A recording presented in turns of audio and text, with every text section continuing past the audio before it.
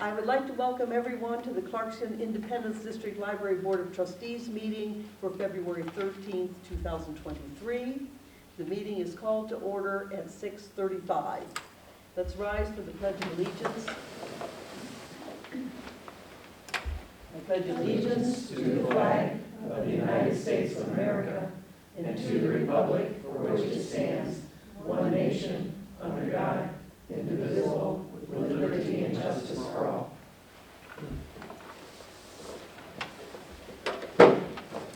Roll call, please. Jan Gaffney. Here. Allison McFadden-Kiesling. Here. Nancy Moon. Here. Alan Cantor. Here. Marilyn Pomeroy. Here. Maggie Sands. Here. Chris Schultz. Here. And Jean Meredith. Here. Okay. I'll accept the motion for approval of the agenda. So moved. I'll second. Okay, it's been moved and seconded that we approve the agenda as presented.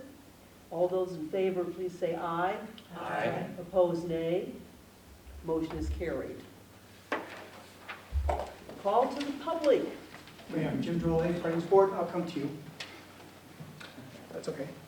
Sorry. I have just a couple things tonight. So, again, I'm Jim Drolet. I'm with the Friends Board with the library. Available funds, just for information, are $31,000 and change that we have right now. Spring book sale is scheduled for April 25 through 29 this year. There is a review ongoing that will be discussed next month within the board of replacing the holiday book sale that we have in December with a general book sale that we would have in January. If you happen to come in out back, you'll notice that there's quite a bit of books back there, and we still have a few months to go. So that the better use of the inventory may be to try something in January. And then we'll cover that then. Last item I have, which carries an invitation with it, is the Friends Board is going to be going through de-escalation training, conflict de-escalation training, end of March, beginning of April. And this is to cover anything as far as with us dealing with the public, particularly book sales, with a trainer that has worked with staff at the library. Her name is Susanna, I forget the company, I'm sorry, Borgelt. but. Sorry? Susanna Borgelt. Susanna Borgelt. It's a 2-hour training. It's going to be held on a weekend, probably casual. The board board of trustees is invited.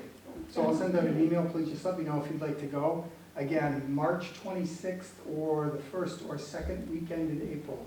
If those days are good or if those days are bad, let me know, and then we'll try and get a best fit and have something here in the community room. And that's all. Thank you. Thank you. Never helps to de-escalate. Never hurts.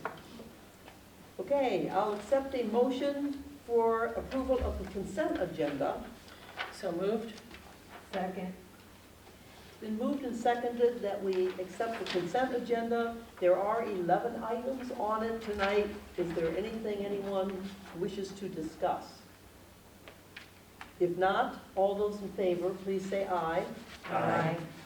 Those opposed, nay. Motion is carried. Thank you. Okay, library statistics. So the statistical report you have is for the completion of 2022 through December. You'll notice that in December we do get a little bit slower around the holidays. And this gives you the opportunity to see that June, July, and August are our 3 busiest months of the year. Although we did get a little bit slower in December, we did still have almost 19,000 items circulate. And our average monthly visitors were still at nearly 6,600 people. So, any questions about statistics?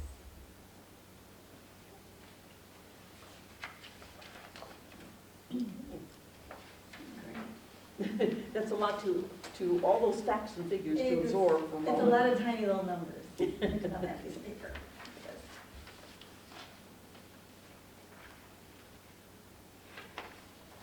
But I like to pull into the library and see a lot of cars here, so that's a good thing.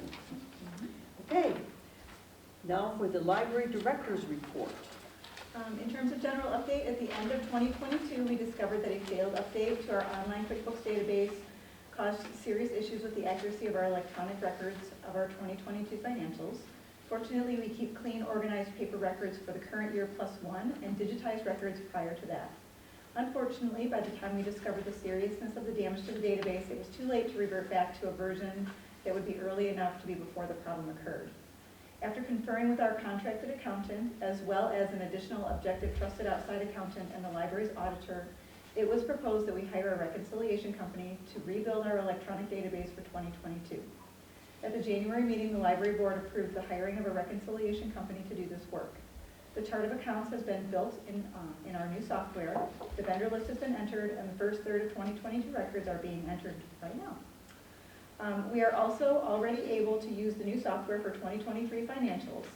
In addition to rebuilding the 2022 database, the reconciliation company is also translating 2022 invoices to the new chart of accounts. The reconciliation company has reported that they feel optimistic that they will have the database rebuilt before the March 31st deadline, giving us ample time to check the work against the monthly reconciliations and proceed with our audit in April or May as usual, well before the June 30th deadline. Any questions about that? Oh, glad that's all coming together. It's all coming together. It was an ugly process, but we're getting there, so. Next item, near the end of 2022, a subcommittee was selected to review the employee policy manual of the library's labor attorney. The attorney has provided a draft that includes current policies and a number of suggested updates. The committee, which includes Julie Meredith, Chris Nadeau, Chris Shull, and Nicole Evans, met to do an initial review of the draft.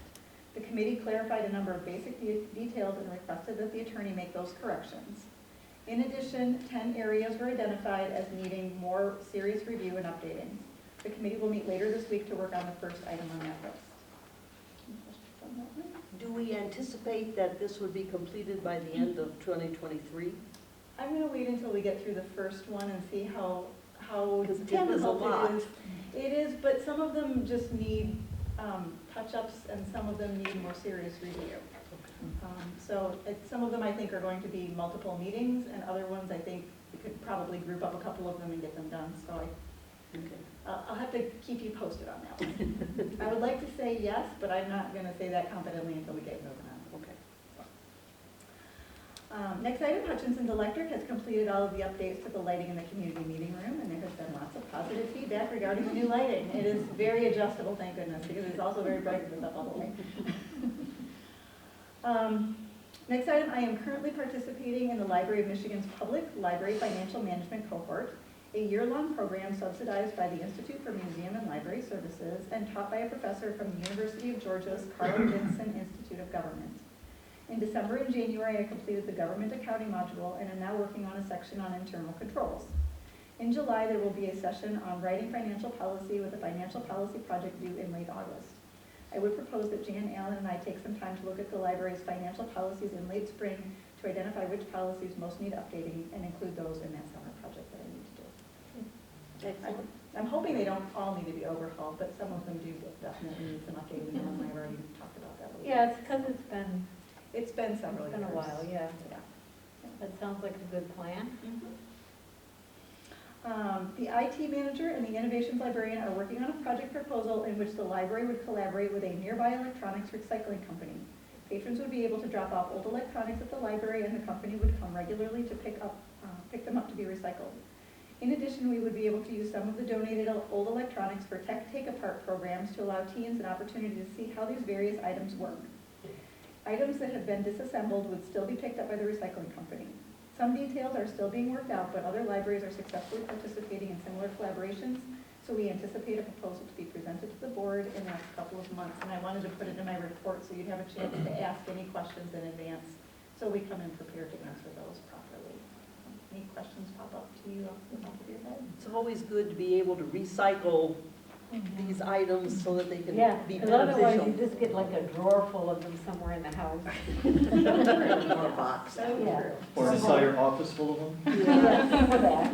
Saying, where does this go and what do we need to do? And One of the things I know will be important in there is sharing what the privacy and or data management piece of that will be. So Yep. I'll be interested when you Okay. I put it can together. quickly answer that. We've already asked them about that. They destroy all the hard drives. They've got, I believe they have, right now they just have a drill press. So anything that's got a hard drive gets drilled. I think they provide certificates saying that this was destroyed, so it's sort of a backup. But going forward, we can Very good. answer that a little bit better if Okay, thank you. changes. Terrific.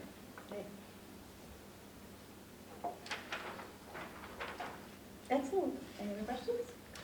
One other question? Yes. If I could, can I back up just to ask one thing on the library statistics? The total visitors, presumably that includes repeat visitors are reflected in that number, they're not unique? So what we do in terms of counting visitors, we actually have a people counter on the door. So it counts Okay. every time the laser is broken, and then we divide that by 2. So we're only counting people once, not when they Wonderful. come and they go. Thank you. Yep. Only entering, not exiting, Yes. in case we find them. Although we're always a little bit perplexed when we end up with a half a Yeah, person. I That sometimes happens with Still if there. an employee comes in one door and goes out another. Oh. Wait, why do we have a half a person? People were walking in perfect synchronicity. Yes, exactly, exactly. I can think of times that's happened. Yeah. All right, let's move to regular business. Number 1 on our item tonight is our strategic plan history and discussion. All right. Oh, yeah, I'll help with that.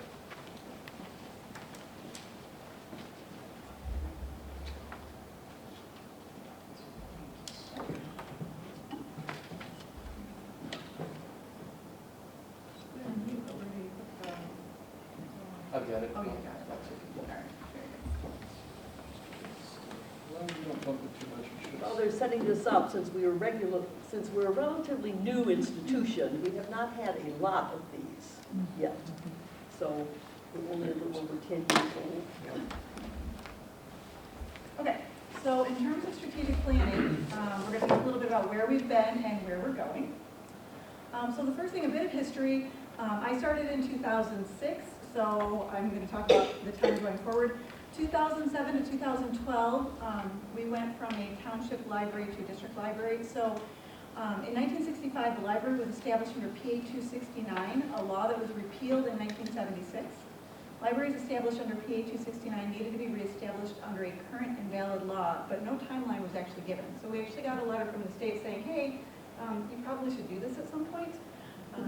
And I worked for the Library of Michigan for a period of time, and so when I got here, I kind of knew what needed to happen, and we were a township department at the time, and so it took me several years to kind of work through with the township what needed to happen and how we needed to do that and whatever. So that, at that time, we spent those first few years just trying to sort of fix some legal issues.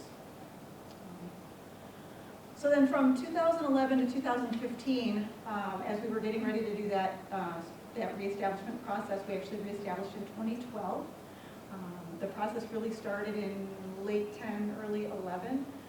And it took us, normally that's an 18-month process from beginning to end when you actually get started and write a district library agreement. We did it in 9 months, amazingly short amount of time. So at that point, we decided we needed to have a strategic plan to work with the community. Of course, money was a little tight. This was right after the economic downturn. So with the help of the Friends, the library conducted focus groups and gathered community input through a survey. The results of that led us through a successful reestablishment process, which allowed us to fulfill many of the key aspirations the community had for its library. So some examples of that, restoring library hours, replacing outdated public computers, expanding programming for all ages to promote lifelong learning, restoring and expanding funding for library materials, both physical and electronic, expanding collaborations with the schools, promoting resources to help local businesses succeed, and developing and funding a capital improvement plan for a 22-year-old building.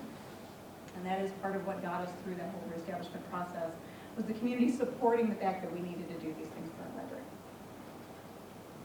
Okay, so then from 2015 to 2019, we used Harwood Institute, which is a turning outward concept. The reestablishment process forced our organization to focus inward as we struggle to solve this 40-year legal issue and create a structure for the 21st century. So the American Library Association developed a campaign called Libraries Transforming Communities, in which they created a partnership with the Harwood Institute to train the leadership and staff of libraries how to turn outward, how to listen to their community's aspirations and turn that knowledge into strategies and actions that embed the library as an integral part of its community. So what exactly is turning outward? Libraries gather and disseminate information. That's just basically what we do in general. And we can be empowered to help communities move forward. So what we did, and this is a snippet from our PR from the time, communities have aspirations. CIDL partnered with the Harvard Institute for Public Innovation to provide our citizens and organizations with a forum to work together to create the change our community wants. We hosted a series of kitchen table style community conversations to find out what aspirations people have for our community and share that knowledge. So essentially what we were doing is acting as a neutral facilitating party to have conversations about what the community aspired to. We assisted the school with their strategic planning process by being sort of the focus group information gathering entity. We worked with the city on a number of projects. We did our own community conversations, and essentially what we did was we said to the community, what are your aspirations? Why do you feel we're not there at this time? How could we proceed in order to fulfill these aspirations? Who do you trust in the community to help do those things? If we came back in 6 months, how would you know that progress had been made? All of these kinds of things. But they were talking about sort of the bigger picture of what people wanted. So what does that mean in terms of the library? At the end of every single one of those conversations, we would neutrally summarize that information and turn it over to the powers that be that could make those changes. But then we as a staff would get together and have a conversation about what we learned that the community was aspiring to and what the library could do to help fulfill those kinds of things. So we were literally on a regular basis talking to the community about where they were, what they cared about, what was important to them. And so just to give a for example, the city of Clarkston invited us to do community conversations about Depot Park. And that one was really a struggle for them because they knew they wanted to do things with the park, but they didn't know exactly how to prioritize. The complaint was always there wasn't enough money. Different people wanted different things. They couldn't decide if they should prioritize restrooms first or playground equipment first. There was just too much information. So myself and the staff who were trained in these techniques were able to neutrally facilitate a conversation. We had no horse in the race, so to speak. And so we would ask these questions, what are your aspirations for Depot Park? And we wrote it all down. And then we asked, well, how do you prioritize these things? And we wrote it all down. We gathered all this information, summarized it, turned it over to the city, and then the city could have a real conversation about what they wanted to do and how they wanted to proceed. What ended up happening in that situation was that the city decided that they wanted to go for grants. But in order to go for grants, they needed a master plan for their park. So they hired a consulting firm to help them go through the process to create a master plan in order to get grant funding to make improvements to the park. That was something that they just couldn't get to on their own because they couldn't get past the argument about what should be prioritized first. Once they were able to do that, then they could have conversations about how to prioritize what they wanted to do. And they've made a lot of progress in the last few years. Okay, so stepping back, what did the library learn from all of that? We heard what the community thought was important, how they were prioritizing, who they trusted to do things, and most importantly, when it came to talking about an important community project, we heard them say communication up at the top about what they wanted to know. So we knew that anytime we were doing a big project, communication and transparency was what we needed to aspire to for our community. And it changed and controlled a lot of what we do in the way that we share information about how the library functions, about how the board works, about what we put on our website, and making those things available to the public. So it was very helpful for us to be able to work in that way. It's a completely different type of strategic planning. It's very much a continuing process, and it's you sort of steer as you go.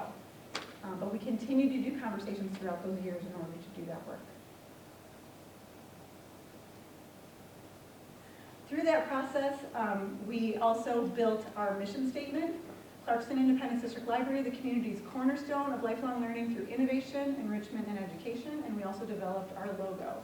And all of that came out of those community conversations and what we determined were the priorities for our community in terms of the library. Okay, so moving into the pandemic years, that's when we leaned really, really heavily on that innovate. And we didn't know how much we had really been moved by putting innovation in our mission statement until we got to pandemic years. So on March 16th, 2020, the library closed. It literally was my anniversary as a library director. I never thought when I became library director that I would be closing down the library for a pandemic for any reason of such a nature. And I went home and didn't know what to do.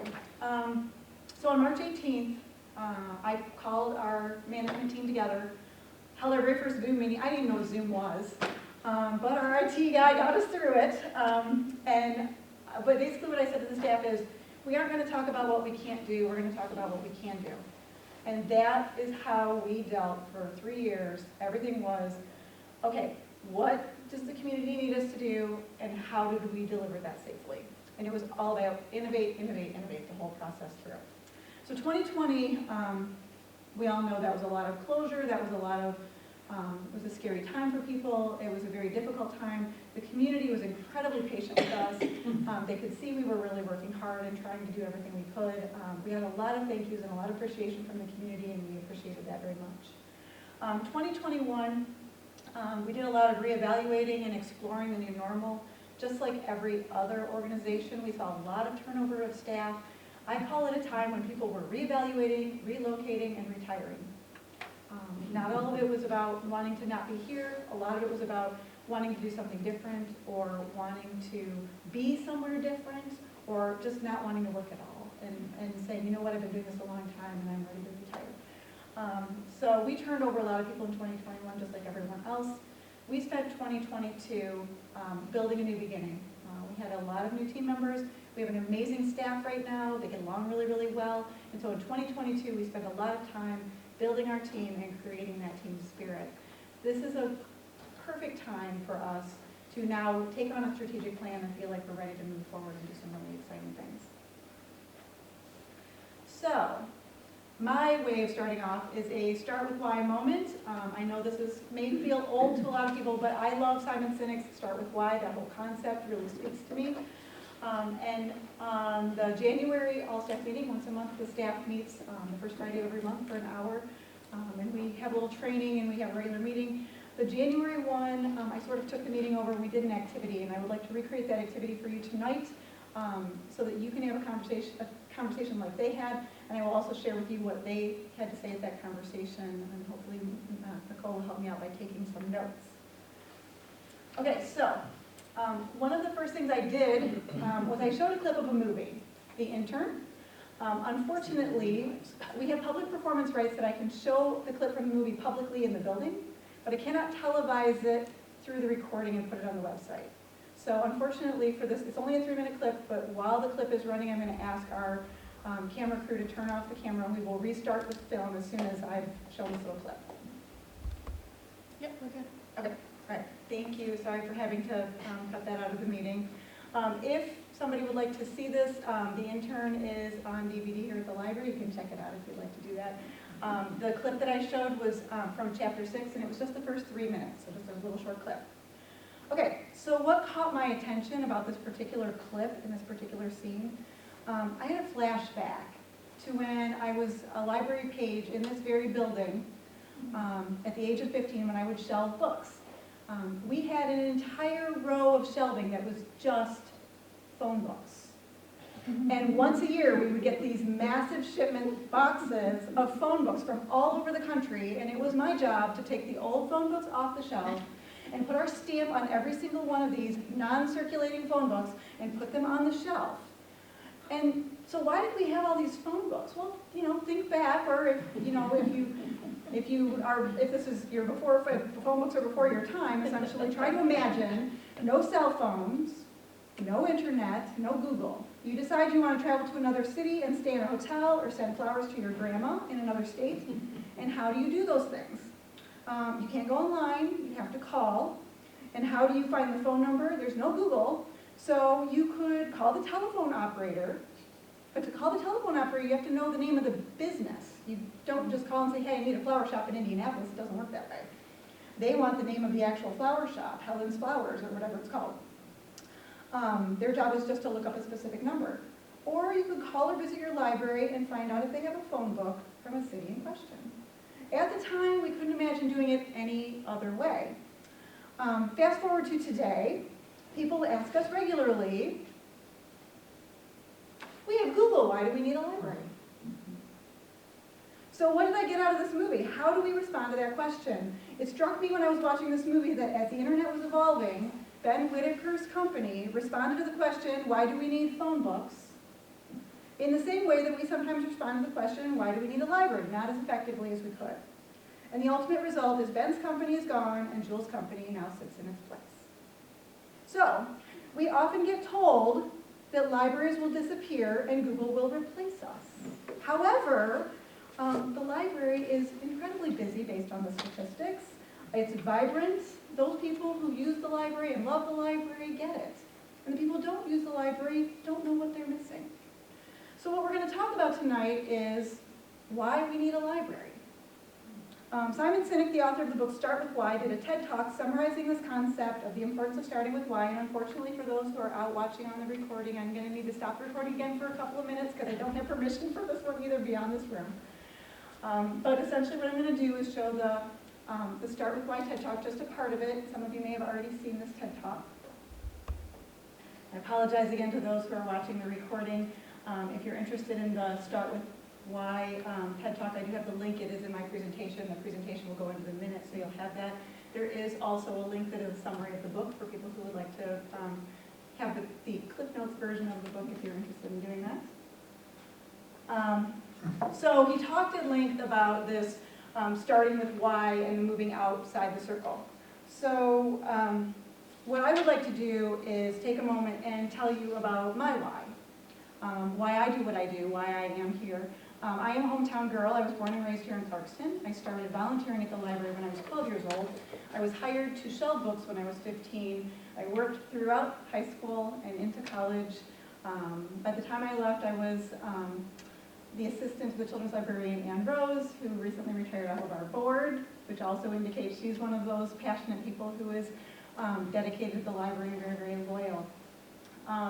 I went off and became a children's librarian in Ohio. I came back and was the teen librarian here. I went to the state of Michigan and worked as a youth services consultant and toured the state of Michigan and had the opportunity to teach other children's librarians, and I had the opportunity to apply to be the director of my hometown library again, so here I am back again. But let me tell you why I do what I do. It is because I was a huge reader as a child. My mom was a huge reader. She could not hardly keep me in books. We were at the library all the time, and to me it was this magical place. I would walk in the door, and it was where Mom got to say yes. Once a year we would go to my grandparents' house, and she didn't want to take library books on the trip for fear I would leave them somewhere on the road along the way. And so she would let me go to the bookstore, and I was allowed to pick out 1 or 2 books to purchase to ride in the car in case I lost them on the way to Grandma's house. But once we got down to Grandma's house, we used Grandma's library card in Grandma's library and used the books there because my mom couldn't keep me in enough books. It was a magical thing for her to be able to, for me to go into the library and for her to say, yes, you can take the huge stack. The rule was I could not take more than I could carry myself because she would not help me. Okay, so fast forward. I am the teen librarian here at the library, and I am working out on the information desk. And this is my why, and I tell this story all the time. The poor staff has heard me tell it a million times, but it is my why. A young woman walked in, she was about 25 years old, and she had a small girl with her, probably 2 or 3 years old, by the hand. And you can tell from the time she walks in, her face is red, she has been crying. And I am at the desk, and I say to her, how can I help you today? And she said, I just lost my father, and I have to explain it to my child. And my heart went out to her because I had lost my own mother not that long ago. I knew what she was feeling, and I knew that she was struggling. And so I got up out of my chair, and said, let's go to the children's department. And we settled her daughter on the floor with a pile of books and some toys and a puzzle and some puppets and some things to keep her busy. And Mom and I sat down and had a conversation about sort of the level of the child, what kind of books she wanted, and the message she wanted to deliver. What do you want to tell your 2-year-old about grandpa passing away? What does that mean to you? Is that heaven? What is that? And we went through a lot of books. I pulled a bunch of things off the shelf, and I helped play with her daughter and helped her figure out which books were the best ones for her. And she walked out with a stack of things that she felt filled that need. And that was the moment that I knew I was doing the right thing, that what I was doing was important. Google could not do what I did for that woman that day. And this is something that happens in the library every single day. And we don't talk about it because we're so accustomed to it in the library. The staff is so accustomed to having those kind of interactions every single day. Where else do you go where you walk in, you ask a question, and it is somebody's job to help you find the answer? If I don't know the answer, what do I say to that patron? I'm not sure, but let's find out together. And that's why I do what I do. So, let's talk for a couple minutes about, we have Google, why do we need a library? Anybody got any thoughts on why we need a library? The staff had some great ones, and I will hand them to you, but I'll give you a chance to kind of think about it. Why do we need a library? Why is a library important to you? Why are you on the board? Well, for Yes. one thing, it helps people find direction. I was a high school librarian for many years, and it was great because I didn't grade the papers. I was there to assist the kids in finding whatever it was that their instructor wanted them to investigate.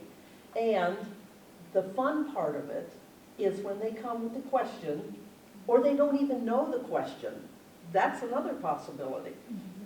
I have to have something about the Civil War, you know? And so it's those conversations that you have in assisting people to get to the area where they can discover on their own. And it's also the reason why a Google sentence isn't enough.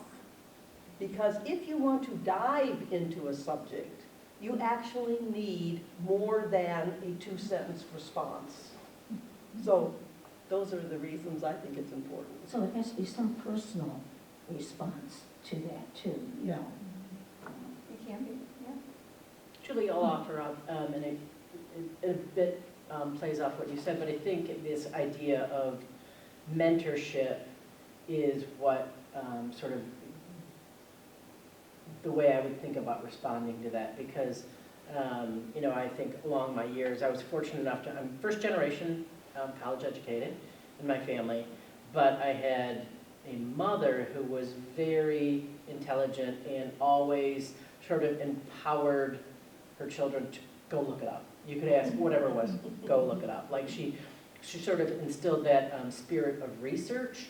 And, you know, then along your life you go through and you realize how many people don't have that bit of mentorship of somebody who will take whatever you're interested in or need to know for school or whatever it is, and then to kind of help you, one, develop the skills about how to nurture it, and two, just to like show you the pathway to let it blossom. And, you know, so it's not in every family, but the library can provide that service to people so that they have a sense of agency and they are empowered to be able to, you know, kind of go after whatever destination it is. It doesn't have to be the college education, but it's the learning and the information and to help them pursue things. So I think for me, the library is a unique way of doing that because you can look anything up on Google. However, it doesn't have that human element that helps foster a sense of wonder and, you know, encourages all of that.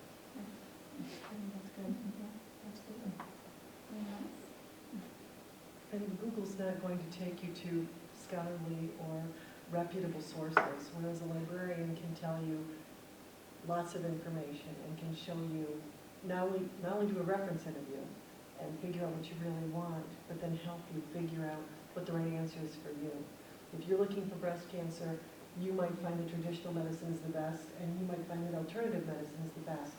But you have to look at all that information to make that decision. Right. And that's what a librarian does. Yeah. The librarian gives you all that so you can make the best decision for you. There is a quote by author Neil Gaiman. Google will bring you 10,000 answers and the librarian will bring you the right one. Yes. We all love that one. Of course. The other thing is that it is difficult to know what to trust on the internet. But I know who I can trust at the library.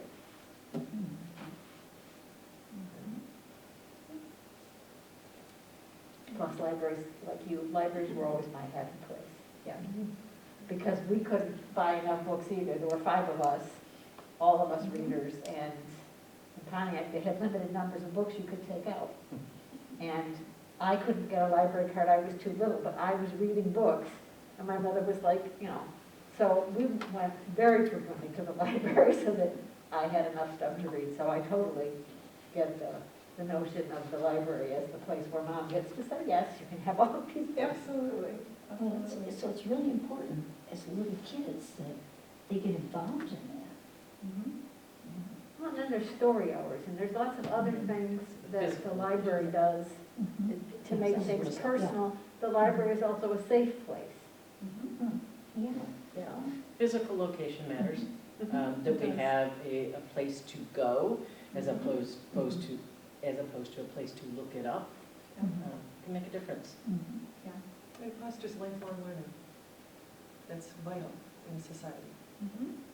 Absolutely, absolutely. Any other thoughts? Okay, I will share with you what the staff came up with. They had a brainstorming session, they did a really nice job coming up with things. They were very passionate about it, obviously. They came up with that it's a way to make life easier for our community, that we serve the public. This is where parents get to say yes. Libraries are great for kids. We create opportunities for people. We build things that make the community better. It is a safe space. We help people. We make changes that help people. We think that our community trusts us, that we provide accessibility and inclusion, that it levels the playing field, that it is the great equalizer, that we have an empathetic staff, that we make a difference, sometimes a small difference, but a difference, depending on the situation. It's an opportunity to communicate with others. People can gather with no strings attached. You don't have to buy a cup of coffee if you come in to use our Wi-Fi. We don't care. We're available to those in need. The community needs us, even if they don't always realize it. It's a warming station and a place to plug in your phone when the power goes out. It's a place for curiosity and creativity. It's a place to explore the world and an opportunity to walk in someone else's shoes. It betters society through communal space. It is a third space. If home is your first space and work is your second place and the library is your third, it can be a third space. It creates a human connection, humanity and face-to-face. People do remember us. It all ties back to humanity, that people matter and connection matters. They brought up the quote, Google can bring back 100,000 answers and a librarian can bring you back the right one. And they also brought up the quote by Maya Angelou, people will forget what you said, people will forget what you did, but people will never forget how you made them feel. And we have had moments in this library, particularly our previous head of circulation mentioned on more than one occasion that the hardest time for her was during COVID because she knew that when there were sometimes older people would come into the library and she could tell when talking to them that it was probably the only person that they had talked to all day, potentially all week. So despite the fact that we have self-checks for people who like to zoom in and zoom out, we are providing a level of experience as well. We always say Clarkson has that small town feel, and there is an expectation that the library will also have that small town feel. So we have those self-checks, and we do have people who use them. We have our kids who come over from the Early Childhood Learning Center next door. They come tromping across the field and up through the parking lot once a week in their big fluffy coats, and they come into the building for story time. And we teach them how to check out books using their library card and the self-check. But we find a lot of people come in, ignore the self-check, walk right by because they want to talk to the staff. And why do they want to talk to the staff? Because book people love to talk to book people. Look at what I'm reading, what are you reading, and that's the kind of thing. So we are creating an experience. So why are we here? We are here because it is a piece of the humanity, a piece of the charm of Clarkston. So I have these for you and I will hand these out. Any other questions about, wait, I'm going to get it back up here. There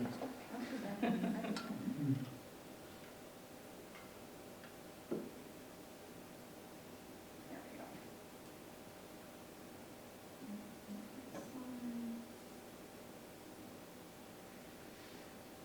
Any questions about that? We'll start with why and that whole activity that I did with the staff. They found it very moving. I think they really enjoyed it. Okay, so in terms of strategic planning, in terms of the roles, the board members initiate the process, they ensure the quality of the process, they participate in the process, they review and evaluate the outcome. the director, I guide the process, I educate and motivate the staff, I see that the critical success factors are in place, and I have the ultimate responsibility of implementation. The staff is responsible for understanding, participating, and supporting the process, basing work plans on the strategic directions, making daily decisions based on the established goals, and to measure the success of the plan. And that all seems very formal and very strategic after this conversation. We just had this kind of soft and squishy start with why sort of thing. But the next steps are to develop an RFP, select a consultant to begin that process, with keeping in mind the fact that the busiest month of the year for us to have public participation is June, July, and August. So you'll be seeing that RFP process come, or that RFP document coming to you very soon. Any questions about any of our strategic planning process? Yes. So will this initiate an annual planning process that kind of follows the same calendar? I know everything was thrown off a bit because of COVID, so what's the I'm looking at intention? probably, what I would like to do is have a sort of 3-year overall process, but I agree that yes, I feel like it needs to be a little more fluid in terms of making changes from one year to the next. If there's one thing that, that COVID taught us, it's to learn how to pivot and to not plan so far in advance that you're not able to do that pivoting when you need to pivot. So, yes. Because one thing can build off another, and you can't know Yep. what the next direction is until the first piece is in place. Absolutely, absolutely true. So in terms of leadership and in terms of the kind of the way I do things, at the All-Staff Training Day in October, we brought in the Clifton Strengths Training for our staff, and that is you identify your top 5 characteristics that are your strengths. I am a learner, I am strategic, and my third top is individualization, which means I love to hear what other people are really good at and bring them to the table to put that skill to use, which is why Clifton Strengths made so much sense to me for the staff. It was a great day for team building for our staff, and it was a great way for us to kick off this whole process of strategic planning. Our team works together really, really well, and that whole Clifton Strengths thing I think is going to be really fun for us to compare notes and to figure out how to kind of fit everybody together in the way they work together. So we're looking forward to a really good year and a really interesting year. Okay? Very good, thank you. That's great. I'll let you put it on me and my microphone are going back to my regular spot. That's great. Thank you, that was wonderful. Yeah, I'm going to come by and I will give you, we'll start with why from the staff.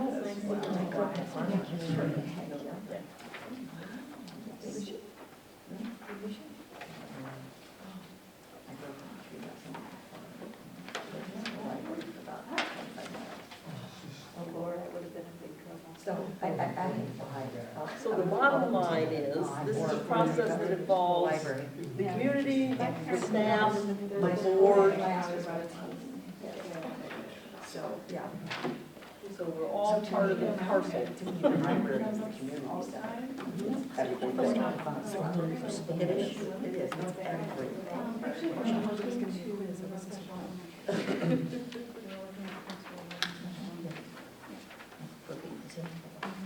That's what you didn't know that we were talking about. So where are we now with the RFP? I am putting that together and I will bring that to you. I have a number of strategic planning consultants. I've been gathering names and I will kind of push it out to those, and I would like to hear how each one of them would propose the process for us and have them put a proposal for us so that we can then decide what process makes the most sense to us. There's a number of consultants that I've worked with, libraries nearby, and I've had several libraries say, oh, we love this person, oh, we love that person. So there's a lot of choices. So it's going to be a matter of us deciding what kind of a process we really want and what that's going to look like for us. Because our earlier process, when we were talking about whether it's yearly or whatever, you'll notice that when we wanted to focus on supplying a business librarian to the community, that was a multi-year process because we have so many small businesses. Now that's morphing again. So it's like you start with something and that seems to go in a certain direction and then things change So now we have an innovations librarian, which is new, and we have other initiatives which did not exist in the first strategic plan. So I see it as a 3 or 4 year process with the necessity of possibly shifting based on whatever's going to come up, like COVID. Okay. So you will bring that to us I will on the bring that next. to you, yep, excellent, yep. All right. Are there any other questions on number 1 for tonight? All right, let's move to number 2, the library board self-evaluation follow-up and form updates. So you got we had a meeting in January, a combined orientation and self-evaluation discussion on the part of the board. So this was the first year we were back to the true evaluation process since COVID. And so we wanted to give everyone an opportunity we have some new board members. So we've had some board members who hadn't been on the board long enough to actually evaluate our yearly progress. So we wanted everyone to get a feel for what the process was, because we're fluid in terms of looking at the process and seeing whether we need to tweak it or refine it. So the board has in front of them the self-evaluation summary of what we discussed at our last board meeting. So do we have you want to make another comment before we actually look at that? So what you have in your packet is the summary that Marilyn put together for you. And also at the orientation meeting, you pointed out some questions that you wanted to consider striking from the form going forward. So I've updated that for you, and then because we were removing questions, updated the numbers at the bottom, obviously, to reflect the fact that there's fewer questions on there. This particular document was something that we got from a university. It was designed for nonprofits. Obviously, a governmental entity is a little bit different than a nonprofit, and so now that we've used the form a few years, we've noticed that it isn't perfectly aligned with what we're doing, and so obviously you're going to tweak it from time to time, and these are the changes that you thought that you wanted to make to it. So if everyone has had a chance to read the self-evaluation summary, are there any comments or questions? Did we get everything right? Thank you. So we were looking at the changes, and if you move to the next page, you will see our self-evaluation questionnaire. And Julie has highlighted in red those ideas, the numbers that we were removing, either because they didn't apply anymore or they weren't clear. So we weren't sure exactly what the original intent of that was. So we only removed 2 questions, but that, of course, restructured the ratings process. The other item that the board decided was that we had a self-evaluation, self-reflection board worksheet that we did not share with anyone. This was for our own personal kind of assessment of what we needed to do better, whatever. A suggestion was made that this might be a good thing to do online next year so that we can discuss it in terms of, do we see any of us looking at the same areas as needing improvement? So that if we actually look at it without identifying who said anything, but we can identify any issues that we need to discuss. So And- it'd be anonymous. Yes, right. Gotcha. So we would do it online in an anonymous fashion so that we could pinpoint if there is an area that needs improvement. So I thought that was an excellent suggestion. Okay, so that is the plan for next year. So Julie has made the changes in the material, and I'm sure our IT department will help us do this online next time. So what we're doing is we're looking at the way to transition not only yours over to an electronic system, but also the reflection that the staff will have for their supervisors and give them the opportunity. Right now, everyone evaluates me, but they're not necessarily evaluating their direct supervisor. And so we'll try to make those pieces online to make them easier to gather that data as well. And so I have Bill working on that with his department to look at the various electronic survey options to find one that fits best with what we want to do. We've been using SurveyMonkey, but we're not sure if that's the best one or not, so we're looking at those right now. So the goal is that everyone in the house, everyone in the facility, at every level, has the chance to identify areas that they think they do well and areas that we think we need improvement. Because our goal is always to provide better service, and the board's goal is to be up to date, informed, and be able to make good decisions on the part of spending our tax dollars to the community's benefit. So that's where we stand at the moment. And are there any questions or comments about that? If not, I'll accept a motion to approve our summary report. I move that we accept the summary report of the board's self-evaluation as printed, I'll second or that. updated, I think. Okay, do we have a second? Okay, so Jan has seconded that. So we're approving the summary report of the self-evaluation and the proposed updates to the self-evaluation form. Any other comments or questions? So this will be in place so that we can do this starting in September is when we normally work on these. All right, all those in favor, please say aye. Aye. Those opposed, nay. Motion is carried. Thank you. Okay, now, let's move on to painting. Okay, during the creation of the 2020 budget, a project to repaint the youth area was included. Because of the pandemic, the project was deferred, and due to staff turnover, the project was further tabled to provide adequate time to reevaluate what was needed and wanted in that area. Thanks to generous donations, we have completed a wonderful update to the teen lounge and also had the opportunity to add Debbie's Book Nook, beautiful new seating for children and their families in the youth area. This is a great time to revisit the project, to refresh the paint in the youth area and embrace this new look. Included in the packet is a proposal from Library Design Associates that includes painting the youth area, family restrooms, and youth activities room, as well as the associated costs for moving and restoring the shelving along the walls. Because library shelving is open back and the painted wall is visible behind the books, repainting takes careful choreography, and painting and Library Design Associates are experts at executing this type of project efficiently.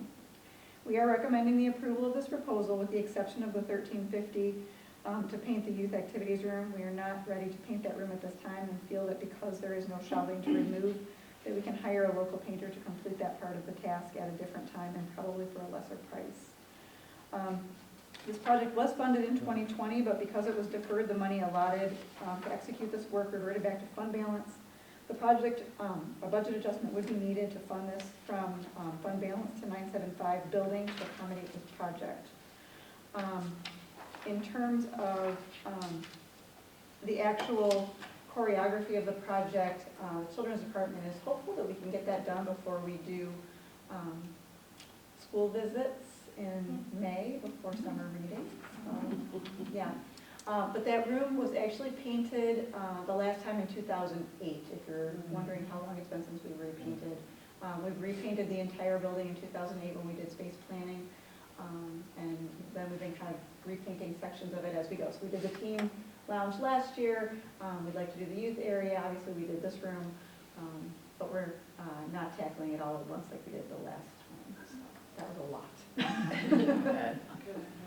What are we thinking about in terms of color? She's actually got some colors. We actually have the designer coming out to take another look at the colors and make sure there's a palette. But she's looking to do the youth activities room in a more neutral color. There's a red wall in there, which is vibrant and exciting for children. But now that she's doing, that Hannah's doing inclusion story times for a diverse audience, that's a really loud wall, a loud room, and so she's looking to soften the look of the room to make it a little more soothing. So we're looking to soften the color in that room. So. Okay, so we're looking at best practices. Best practices, indeed, indeed. Yeah. So the picture that's here is the So, which demonstrates why we need to move some shelving. yes, so you can see there is shelving along the outside of the youth activities room on both sides.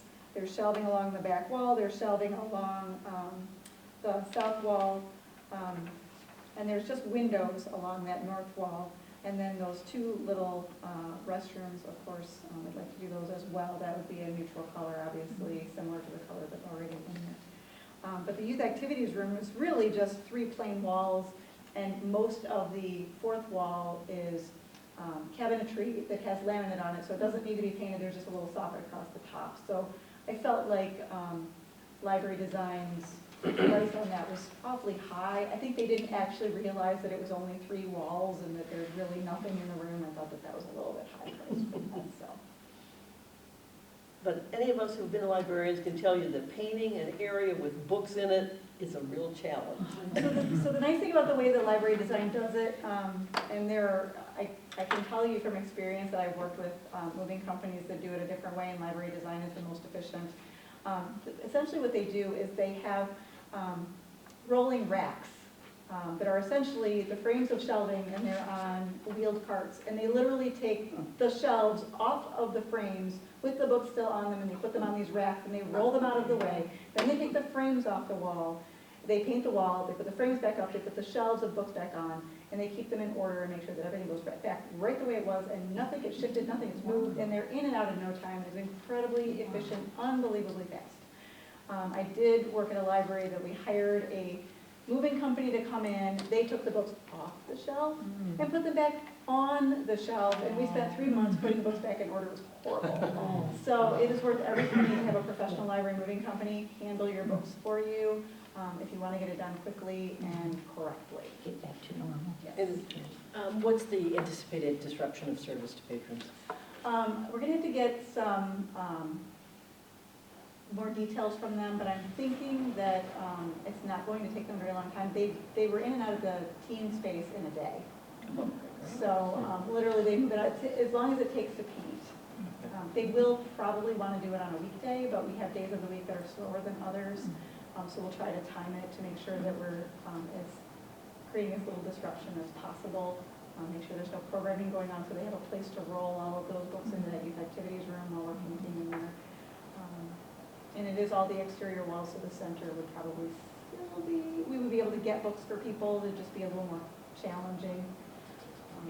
And I noted that you said that, we're trying to get it done by May before the school visits. What will be our notification to the community? Just so they know, just so somebody doesn't accidentally have something big planned that they needed those children's books. Yep, no, Sissy will definitely get it out through social media. She'll get it out through the website. We'll make sure that we're publishing it. We have an ad in the paper every week, so we'll make sure that it goes out that way as well. She's really good at getting things out there. We're assuming that they're not going to want to turn it around right away, so we think we're probably going to have a few weeks to give people real notification. The last time that we did this kind of work for the Teen Lounge, for example, we made sure that we knew where things were, and we worked with Library Design to have them put things in such a way that if somebody came in and they were really desperate for something, we could get to it. We tried to discourage people or encourage people to come in before or after, and not come during that window when we were actually doing that work. But we were able to get things for people if we absolutely needed to. The team that works at Library Design, they have been there. The particular team, interestingly enough, when we did our space planning in 2008, and they came back to do the Teen Lounge, was the exact same team. Yeah, they take very good care of their employees, and they've been doing it for many, many years. The gentleman who was responsible for the teen space is now the project leader. He was the newbie when we did the project in 2008, and so it's kind of fun to have him come back and be the leader of these newbies that they had just hired. So yeah. So and he knows our building really, really well. Okay, any other questions? Comments? Okay. All right, I'll accept a motion. I move that we approve the proposal from Library Design Associates for the youth area and family restrooms, including the associated moving services for $9,890, and approve a budget adjustment of $9,890 from fund balance to 975 building to execute this project. Okay, we have a second? Allison. Okay, it's been moved and seconded that we approve this proposal from Library Design Associates for the painting of the youth area and the family restrooms, including the associated moving services for $9,890, and to approve the budget adjustment of $9,890 from fund balance to 975 building to execute this project. Okay. Any other comments or questions? Not, all those in favor, please say aye. Aye. Those opposed, nay. Motion is carried. Thank you very much. And at this time, I will accept a motion for adjournment. So A second. It's been moved and seconded that we adjourn. All those in favor, please say aye. Aye. Opposed, nay. Motion is carried, and we will adjourn at 7:50. Thank you very much. Perfect. Thank you. Good meeting. Good meeting. Really good meeting.